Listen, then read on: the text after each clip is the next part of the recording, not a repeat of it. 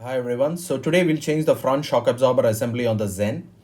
This is the shock absorber assembly. It is secured to the body using these two nuts on top here.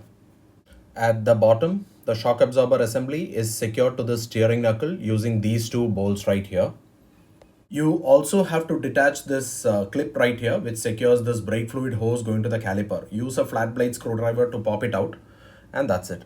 So we'll start by removing these two nuts here. It uses a 12 mm socket. If these shocks were factory installed, you will have to exert a wee bit extra force to undo these nuts.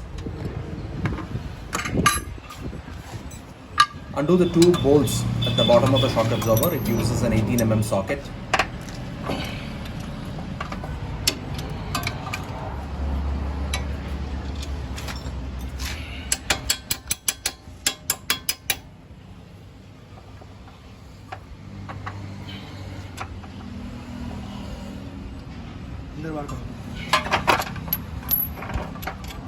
And the bolts are out. Remove the clip that secures the brake fluid line.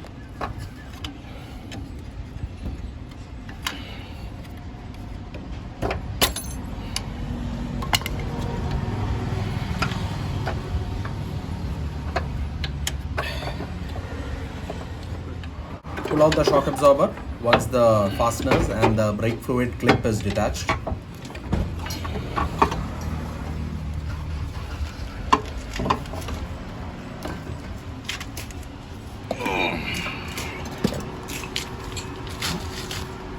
This is the replacement strut assembly, which includes a new coil or the spring along with the bushers, bearing, etc.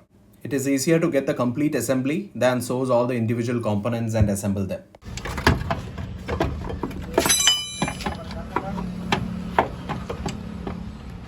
You may have to rotate the shock absorber a bit so the holes are aligned with the two fasteners on top.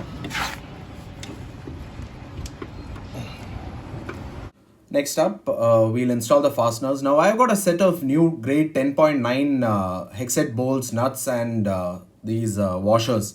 It's always a good idea to change the fasteners when you're redoing this activity because they would have been torqued to a required setting from the factory. And it's a good idea to change them. As you can notice here, these bolts, their head has almost started spinning. The head has worn out. So it's a good idea to change them.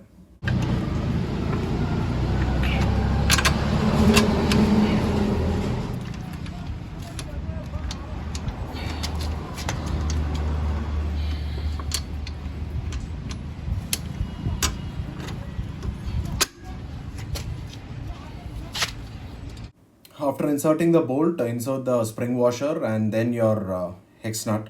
Now, if you are using a spring washer, you only need to have one hex nut. Now, since I've got a pair, I'll install them regardless.